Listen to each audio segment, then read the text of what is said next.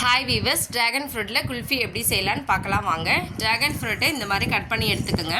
ஒரு ஸ்பூன் வச்சு கார்னரில் மட்டும் இந்த மாதிரி எடுத்திங்களன்னா இந்த ஃப்ரூட்ஸ் வந்து நல்லா வந்துடும்.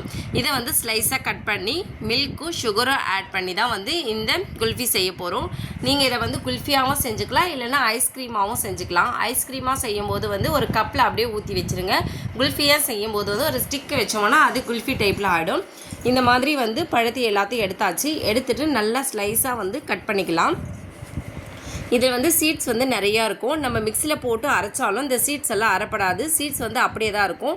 நம்ம குல்ஃபி எடுத்து பார்த்தோம்னா இந்த சீட்ஸ் அப்படியே தான் இருக்கும். சாப்பிடும்போது நம்ம ட்ராகன் ஃப்ரூட் எப்படி சாப்பிட்டா எந்த டேஸ்ட் இருக்குமோ அதே டேஸ்ட்டில் தான் வரும். இதை நீங்களும் இதே மாதிரி ட்ரை பண்ணி பாருங்கள். ரொம்ப சூப்பராக இருக்கும். நம்மளும் வீட்லேயே ஐஸ்கிரீம் மற்ற எந்த இன்க்ரீடியன்ஸும் இல்லாமல் சிம்பிளாக பால், சர்க்கரை இது மட்டும் ஆட் பண்ணி செஞ்சு பார்க்கலாம். சூப்பராக இருக்கும். ட்ராகன் ஃப்ரூட் சேர்த்துட்டு காய்ச்சி ஆற வச்ச பால் தான் எடுத்துக்கணும். பச்சை பால் எடுத்துக்கூடாது. பசும்பால் ஊற்றக்கூடாது. காய்ச்சி ஒரு 5 to 10 மினிட்ஸ் நல்லா சில்லுன்னு ஆறினதுக்கப்புறம் சேர்த்துருங்க. நான் இன்றைக்கி ஒயிட் சுகர் தான் எடுத்திருக்கேன். உங்களுக்கு வேணும்னா நீங்கள் நாட்டு சர்க்கரையும் ஆட் பண்ணிக்கலாம். அதனுடைய டேஸ்ட்டும் டிஃப்ரெண்ட்டாக இருக்கும், நல்லாவும் இருக்கும். எல்லாத்தையும் நல்லா அரைச்சிட்டு இந்த மாதிரி கண்ணாடி டம்ளரில் ஊற்றிருக்கேன். நீங்கள் கண்ணாடி டம்ளர்னு இல்லை, எந்த டம்ளராக இருந்தாலும் ஊற்றிடுங்க.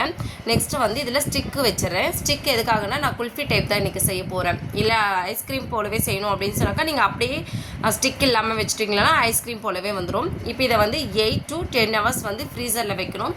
நான் ஒரு 6 ஹவர்ஸ் போல் தான் வச்சேன். 6 ஹவர்ஸ்லேயே எனக்கு நல்ல குல்ஃபி ரெடி ஆகிடுச்சு. இப்போ பாருங்கள், 6 ஹவர்ஸ்க்கு அப்புறம் எடுத்திருக்கேன். இதை ஒரு 5 மினிட்ஸ் நார்மல் வாட்டரில் இந்த மாதிரி வச்சோம்னா குல்ஃபி தனியாக கழண்டி வந்துடும். நீங்கள் அதை எடுக்கணும்னு அவசியம் இல்லை. தண்ணியில் வச்சு ஒரு 5 மினிட்ஸ் இருந்தாவே போதும், தனியாக வந்துடும்.